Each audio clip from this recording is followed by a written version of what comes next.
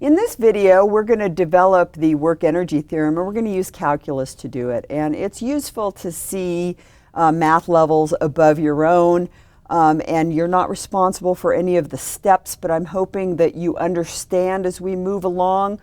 And again, we are using integrals and derivatives, but you will need to understand the final result, and I'm hoping that you'll follow along the way. So remember last time we left off saying that if we wanted to calculate the work done by a force, we would need to find the area under the curve, or the integral, as the object moves from some initial position to some final position of the force over the displacement. So that is the where we left off last time. And dx is a symbol. In other words, it's not d times x, it's dx. dx is an infinitesimal displacement.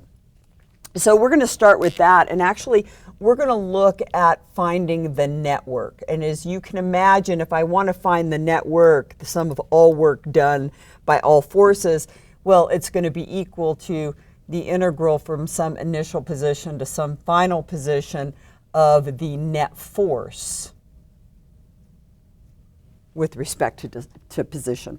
So this is describing now network, and notice that we just now have used net force, which using Newton's second law we can describe as the mass times the acceleration of the object. We're going to substitute that in, and we're going to write then that the net work is going to be equal to the integral from some initial position to some final position of the mass times the acceleration of the object over a displacement. So notice that mass times acceleration has replaced net force. So here was net force, and now I've got mass times acceleration.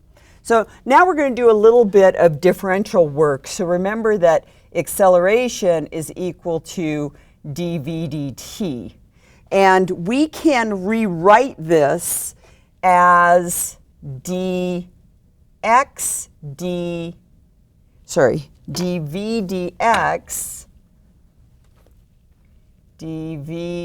dx dx dt. And don't worry too much if you don't understand how you can write it like this, but you can kind of think of it as all I've done is divide by dx and multiply by dx. So you notice that if I canceled them out, I would be back here at dv dt. So we're going to take this expression for acceleration and we're going to plug it into the equation. And on top of that, what we're going to do is take our mass and bring it out in front of the integral sign. And why do we need to do that? Well, the mass isn't changing for the object as it moves from one position to another. And so because it isn't changing with respect to position, it can come out from underneath the integral. So work then can be written, or network can be written as mass. There I've pulled it out. Integral from some initial position to some final position of, now I have acceleration that I'm going to rewrite as dv dx dx dt times dx. So this is what we have. Now notice that I can get my dx's to cancel here in the numerator and denominator, so that what I have now is dv times dx dt in the integrand. And notice what this thing is right here. This thing is a differential displacement divided by a differential time. That is our definition of velocity. So that's what this is equal to. And so I can write this then as mass times the integral of v dv. And now notice, now I'm looking at differential change in velocity. So my limits are no longer dependent on position like they were here. Now they're dependent on initial and final velocities. So this is going to be v initial and v final. So now integrating this is pretty trivial. If you've had integral calculus, you know that. And if not, you'll just have to trust me. So this is going to be m. The integral of v dv is going to be v squared over 2, and I need to evaluate that from the initial velocity to the final velocity. And when I evaluate that, I get 1/2 mv final squared minus 1/2 mv initial squared. This is a very, very important law that is always true, and this says that the net work done on an object by all of the forces acting is going to be equal to 1/2 mv final squared minus 1/2 mv initial squared. Notice these are the magnitudes of the velocity, the initial and the final, squaring them. And so these are scalar quantities.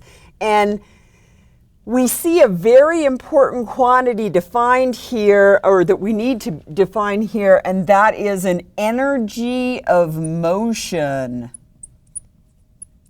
An energy of motion. What would we call an energy of motion? We're going to call it a kinetic energy.